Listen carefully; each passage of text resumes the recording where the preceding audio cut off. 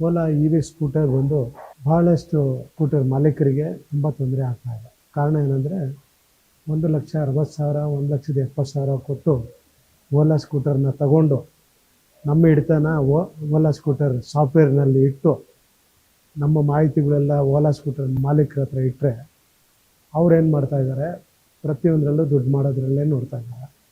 Repair ಬಂದರೆ repair ಆಗ್ತಾಯಿಲ್ಲ, repair ಮಾಡೋಕ್ಕೆ ರೆಡಿ ಇಲ್ಲ.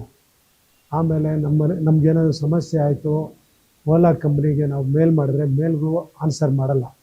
ಅವರ ಆಫೀಸ್ ಹತ್ರ ಹೋದರೆ ಸೆಕ್ಯೂರಿಟಿ ಒಳಗಡೆನೇ ಬಿಡಲ್ಲ. ಈ ರೀತಿ ಪರಿಸ್ಥಿತಿ. ಆಮೇಲೆ ರಿಪೇರಿ ಆಗಲಿಲ್ಲ ಅಂದರೆ ನಾವು 1,60,000 1,70,000 ಕೊಟ್ಟು ಗಾಡಿನ ನಾವು ಏನು ಮಾಡಬೇಕು? 2 ವರ್ಷ 3 ವರ್ಷಕ್ಕೆ ನಾವು ಗಾಡಿನ ಏನು ಮಾಡಬೇಕಾಗ್ತದೆ? ಈ ಥರ ಪರಿಸ್ಥಿತಿ. ಭಾವೇಶ್ ಅಗ್ರವಾಲ್ ನನ್ನ ಮಾಲೀಕ ಇಡೀ ದೇಶಕ್ಕೆ ಮೋಸ ಮಾಡಿರುವಂಥದ್ದು ಕಾಣಿಸ್ತಾ ಇದೆ.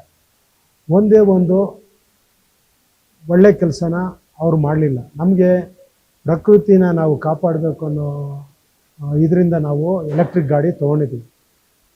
ಎಲೆಕ್ಟ್ರಿಕ್ ಗಾಡಿ ನಾವು ತೊಗೊಂಡಾದ್ಮೇಲೆ ನಮಗೆ ಅದಕ್ಕೆ ಕರೆಕ್ಟಾಗಿ ಸ್ಪಂದಿಸಲಿಲ್ಲ, ನಮಗೆ ರಿಪೇರಿ ಮಾಡ್ಕೊಡ್ಲಿಲ್ಲ. ನಮಗೆ ಸಾಫ್ಟ್ವೇರಲ್ಲಿ ಪ್ರಾಬ್ಲಮ್ ಬರ್ತಾಯಿದೆ.